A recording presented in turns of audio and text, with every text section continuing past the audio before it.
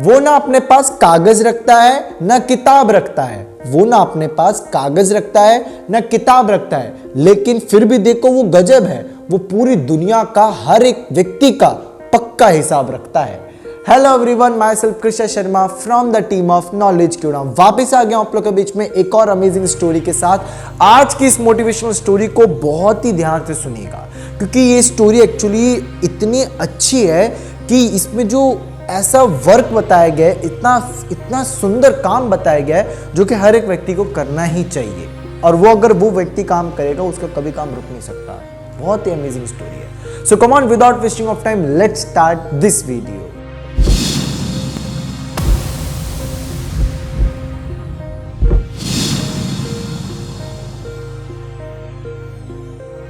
इस कहानी की शुरुआत होती है एक आदमी से। दरअसल क्या था, एक बार एक व्यक्ति था जो कि पूरी तरह से अकेला था। ना उसके पास बहन थी, ना उसके पास भाई था, ना उसके पास पिता थे, ना उसके पास माता थी।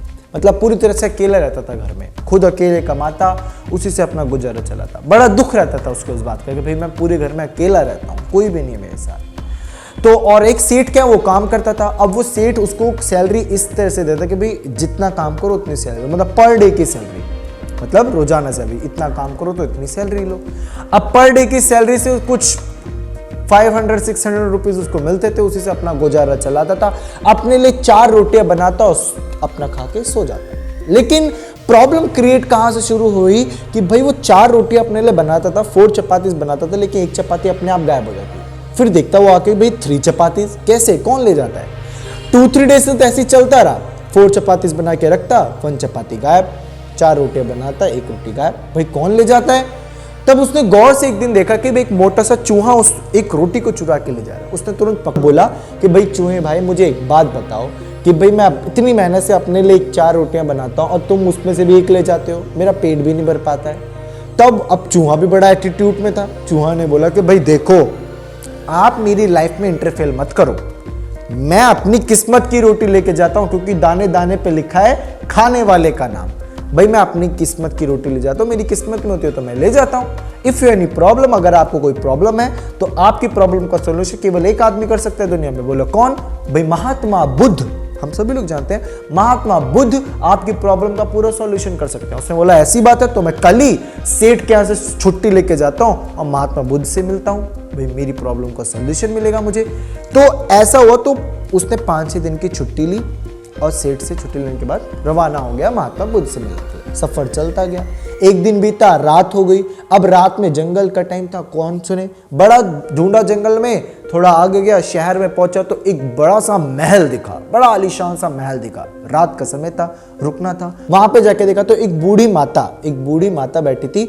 उनसे जाके बोलता कि माता जी प्रणाम, मुझे आज रात के रुकने के लिए जगह होगी आपके पास? तो माता ने बोला ठीक है, कोई बात नहीं, नो प्रॉब्लम, आप रुक सकते हैं यहाँ पे। सुबह हुई, रात भर आराम किया, सुबह हुई, सफर चालू करना शुरू किया। तब तक बूढ़ी माता ने बोला कि भाई एक बात बताओ, तुम जा कहाँ रहे हो, ये तो बताते जाओ। उसने बोला कि भाई एक्चुअली मेरी प्रॉब्लम ये है और मैं अपनी प्रॉब्लम का सॉल्यूशन लेने के लिए मैं महात्मा बुद्ध से मिलने जा रहा हूँ। तो उसने बोला कि अगर ऐसी बात है, बूढ़ी माता ने बोला कि अगर ऐसी बात है तो मेरी भी एक प्रॉब्लम का सॉल्यूशन में ले आना, मतलब मेरा भी एक सवाल तुम अपने साथ ले जाओ। उसने बोला बताओ कौन? भाई मेरी एक 20 साल की लड़की है। उस बूढ़ी लेडीज ने बोला मेरी एक 20 साल की लड़की है, वो गूंगी है, वो बोल नहीं पाती, तो इसका सॉल्यूशन लेके आ जाओ। वो बोल कैसे बोलेगी, वो पूरी तरह से गूंगी है, इसका सॉल्यूशन लेके आना। उसने बोला कोई बात नहीं, ठीक है लेके आएंगे। आगे चला तो बड़े बड़े पर्वत के पहाड़ आए। वो आदमी आगे चला, बड़े बड़े पर्वत के पहाड़ आए। अब पर्वत के पहाड़ आए, पार कैसे करे? तो उसने ऊपर ऐसे बड़े ध्यान से देखा तो ऊपर उस पर्वत के ऊपर, पहाड़ के ऊपर एक जादूगर बैठा हुआ था, मैजिशियन जादूगर बैठा था। तो उसने बोला भाई जादूगर भाई ऊपर बुला लो, मदद कर लो। तो जादूगर ने अपनी छड़ी घुमाई और ऊपर आ गया। अब ऊपर आके बोलता, जादूगर पूछता भाई कहाँ जा रहे हो? उसने बोला भाई महात्मा बुद्ध जी के पास अपने सवाल का सॉल्यूशन लेने जा रहा हूँ। उसने बोला कि मेरा भी एक सवाल ले जाओ। भाई मैं 1000 साल से यहाँ तपस्या कर रहा हूँ और मेरे को स्वर्ग नहीं मिला अभी तक। महात्मा बुद्ध जी से पूछना कि मेरे को स्वर्ग कैसे मिलेगा, ये चीज जरूर पूछ के आना। उसे बोला चलो ठीक है कोई बात नहीं, मैं उनसे पूछ लूंगा। आगे गया, अब आगे एक बहुत बड़ी नदी आई, एक विशाल रिवर नदी आई, बड़ा गहरा पानी था। अब कैसे पार करे? उसने देखा कि बगल में कछुआ बैठा है, बड़ा सा बहुत बड़ा कछुआ है और बड़ा सा कछुआ है वो बैठा, तो उसने बोला कछुआ भाई मेरी को नदी पार करा दो अपनी पीठ पर बैठा कर। कछुए ने बोला डोंट टेक टेंशन, आप मेरी पीठ पर बैठो, मैं तुरंत आपकी प्रॉब्लम का सॉल्यूशन करता हूँ। उसने बोला ठीक है, पीठ पर बैठा, नदी पार कराई। कछुए ने पूछा भाई कहाँ जा रहे हो? उसने बोला भाई महात्मा बुद्ध जी के पास जा रहा हूँ अपनी सॉल्यूशन लेने। तब उस कछुए ने बोला भाई मेरा भी एक सवाल है, उसको भी ले जाओ अपने साथ में, मेरा भी एक सॉल्यूशन लेके आना, मेरी प्रॉब्लम का जो सॉल्यूशन उसको लेके आओ। उसने बोला कौन सा? तो उसने बोला कि भाई मैं यहाँ से, कछुए ने बोला कि भाई मैं यहाँ पर 500 साल से वेट कर रहा हूँ and I want to become a dragon, मुझे ड्रैगन बनना है, तो इसका मेरी प्रॉब्लम बड़ी प्रॉब्लम है, इसका सॉल्यूशन चाहिए मुझे, पूछ के आना क्या किया जाए। तो उसने बोला चलो ठीक है कोई बात नहीं, मैं महात्मा बुद्ध जी से पूछ लूंगा। अब आगे गया, थोड़ी दूर चलने के बाद महात्मा बुद्ध जी का जो स्थान था जहाँ रहते थे वो जगह आ गई। अब सभी लोग लाइन में लगे, वो भी लाइन में लगा है। अब महात्मा बुद्ध जी आए, अपने आसन पर बैठे। महात्मा बुद्ध जी ने आते ही साथ पहले बोला कि भाई एक व्यक्ति सिर्फ और सिर्फ मुझसे 3 सवाल पूछ सकता है, उसका आंसर दूंगा मैं, बाकी 4th पूछेगा तो नहीं दूंगा। ओनली 3 क्वेश्चंस इज अलाउड, मतलब 3 क्वेश्चन आप मुझसे पूछ सकते हैं, वो अलाउड है। 4th पूछोगे वो अलाउ नहीं होगा। अब जो आदमी था वो बड़े टेंशन में, उसने बोला कि भाई मेरे पास तो टोटल 4 सवाल है, एक मेरा, एक बूढ़ी माता का, एक जादूगर का और एक कछुए का। तो उसने सोचा कि भाई जादूगर ने बड़ी 1000 साल तपस्या करी, उसके साथ नाइंसाफी हो जाएगी।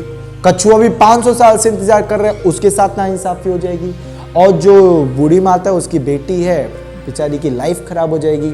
और मेरी प्रॉब्लम है क्या? मेरी प्रॉब्लम खाने पीने की और यही सब तो की तो है।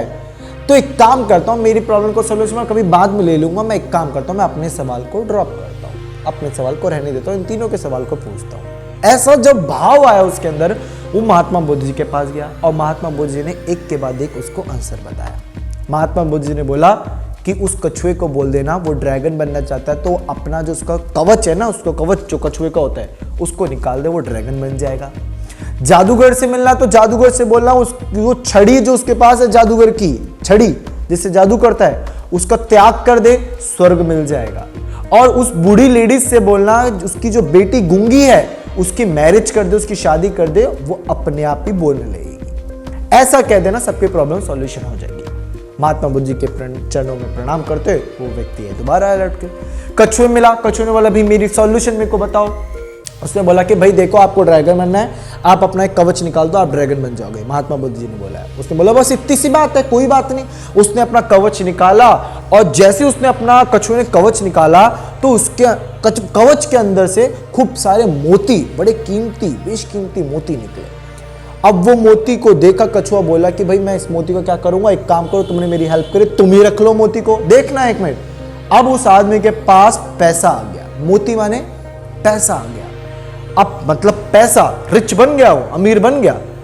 और जादूगर से मिला, फिर जादूगर से बोला भाई सॉल्यूशन ये है तुम्हारा कि भाई तुम अपनी छड़ी का त्याग करो, स्वर्ग मिल जाएगा। तो उसने बोला बस इतनी सी बात है। जादूगर ने बोला इतनी सी बात है, लो अभी तुम इस छड़ी का, मैं क्या करूंगा, ये छड़ी तुम ही रख लो अपने पास, मेरे को तो स्वर्ग चाहिए। अब दूसरी बात जरा नोट आउट करना आप सभी लोग, पैसा आया, अब पावर आ गई उसके पास, मतलब पावर, मैजिक आ गया उसके पास, जादू की छड़ी आ गई उसके पास। उस लेडीज से मिला, जो बूढ़ी माता थे उससे मिला, भैया आपकी बेटी बोल नहीं पा रही है, आप उसकी शादी कर दो, वो अपने आप बोलने लग जाएगी। तब उस बूढ़ी लेडीज ने बोला कि भाई आपसे अच्छा दूल्हा कहाँ मिलेगा, आपसे अच्छा दूल्हा कहाँ मिलेगा भाई, आप साक्षात स्वयं महात्मा बुद्ध से मिलकर आए और उनके विश्वास आपको ज्यादा है, तो इससे मैं अपनी बेटी की मैरिज आपके ही साथ ही करती हूं। मतलब पूरी लाइफ उसकी पूरी तरह से सेट हो गई। ध्यान से सुनिएगा, बड़ी अच्छी बात है। और जो व्यक्ति दूसरों की फिक्र, अपनी फिक्र को भुलाकर दूसरों की फिक्र करता है, भगवान उसकी फिक्र करता है। जरा बात ध्यान से सुनिएगा कि अच्छा वक्त आता जरूर है, पर ध्यान रखना वक्त पर आता है। इस बात को जरा ध्यान रखा।